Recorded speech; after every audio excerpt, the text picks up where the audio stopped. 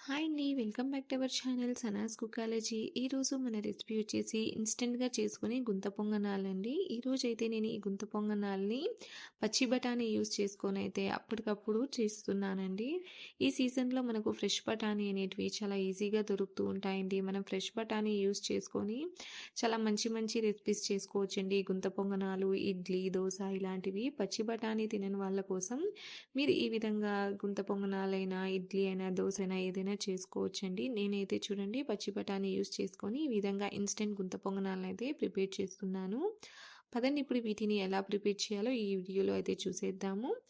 ముందుగా mixie jar తీసుకొని ఇప్పుడు ఇందులోకి ఒక కప్పు వరకు ఫ్రెష్ బఠానీని అయితే వేసుకోవాలండి. పచ్చి బఠానీని ఇప్పుడు ఇందులోకే మనం ఏ కప్పుతో బఠానీలు వేసుకున్నామో అదే కప్పుతో ఒక కప్పు వరకు బొంబాయి రవ్వ, ఒక 4 పచ్చిమిర్చి, అలాగే కొంచెం కొత్తిమీరను వేసుకోవాలి. అలాగే ఒక కప్పు వరకు పెరుగును కూడా వేసుకోవాలండి. ఇప్పుడు ఇందులోకి మనం ఒక పావు కప్పు వరకు అయితే నీళ్ళని వేసుకోవాలి. ఎక్కువగా నీళ్ళని అనేది ముందుగానే వేసేయకూడదండి. ఇప్పుడు మనం దీన్ని మెత్తగా దోస పిండిలాగా అయితే గ్రైండ్ చేసుకోవాలి.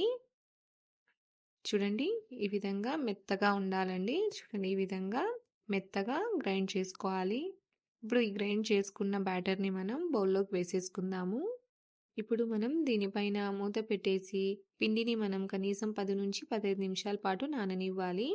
15 నిమిషాల తర్వాత ఇప్పుడు ఇందులోకి మనం సన్నగా తరిగిన ఒక ఉల్లిపాయ, అలాగే తురుముకున్న క్యారెట్ తురుమైతే ఒక పావు కప్పు వరకు వేసుకోవాలి.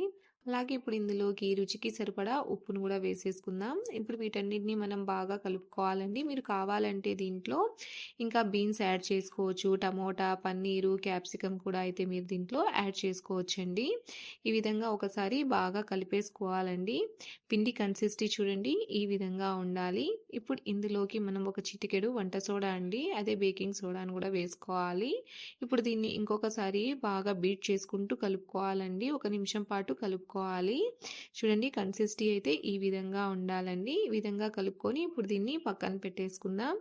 ఇప్పుడు స్టవ్ మీద మనం గుంత పొంగనాల ప్యాన్ పెట్టుకొని ఈ విధంగా బ్రష్తో ఆయిల్ని అప్లై చేసుకుందామండి. ఈ విధంగా గుంతలకంతా బాగా ఆయిల్ అప్లై చేసుకోవడం వల్ల మన పొంగనాలు అనేటివి ప్యాన్కి అంటుకోకుండా వస్తాయి. ఇప్పుడు పిండిని అయితే వేసేసుకుందామండి.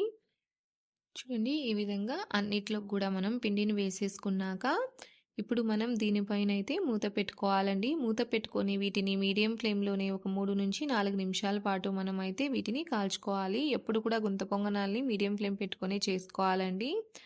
4 నిమిషాల తర్వాత చూడండి ఇవి ఒకవైపు నుంచి చక్కగా కాలిపోయాయండి. చూడండి అస్సలు మాడలేదు మీడియం ఫ్లేమ్లో పెట్టుకోవడం వల్ల.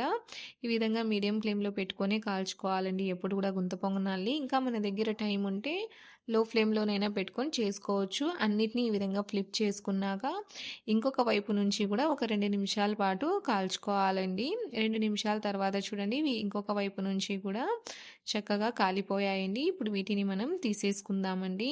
ఇదే విధంగా మనం అన్నిటినీ కూడా చేసుకోవాలి. ఎప్పుడు కూడా మీడియం టు లో ఫ్లేమ్ పెట్టుకొని చేసుకోండి. అప్పుడే పర్ఫెక్ట్గా మాడకుండా వస్తాయి. అంతేనండి. ఇన్స్టెంట్‌గా అప్పటికప్పుడు చేసుకునే మన పచ్చి బఠానీ గుంత పొంగనాలు అనేటివి రెడీ అయిపోయాయి. చూడండి ఎంత కలర్‌ఫుల్‌గా ఉన్నాయో చూడటానికి కూడా. ఇవి తినడానికి కూడా చాలా చాలా టేస్టీగా ఉంటాయండి. చాలా సింపుల్‌గా, క్విక్‌గా కూడా మీరు వీటిని ప్రిపేర్ చేసుకోవచ్చు. అలాగే చూడండి ఇవి లోపల వరకు కూడా చక్కగా పర్ఫెక్ట్‌గా కుక్ అయ్యాయండి. అలాగే ఎంత సాఫ్ట్‌గా వచ్చాయో చూడండి. మీరు వీటిని ఎర్ర కారంతోనైనా లేదా పల్లీ చట్నీ, పుట్నాల చట్నీ, కొబ్బరి చట్నీ దేనితోనైనా కూడా మీరు వీటిని సర్వ్ చేసుకోవచ్చు. అంతేనండి. ఎంతో సింపుల్‌గా, ఇన్స్టెంట్‌గా అయిపోయే ఈ పచ్చి బఠానీ గుంత పొంగనాల్ని మీరు కూడా తప్పకుండా ట్రై చేసి చూడండి. అలాగే మీకు ఈ పచ్చి బఠానీ గుంత పొంగనాల రెసిపీ ఎలా అనిపించిందో నాకు తప్పకుండా కామెంట్‌లో తెలియచేయండి. వీడియో నచ్చినట్లయితే లైక్ చేయండి, షేర్ చేయండి. అలాగే నా ఛానల్‌ని సబ్స్క్రైబ్ చేసుకోండి. Thanks for watching.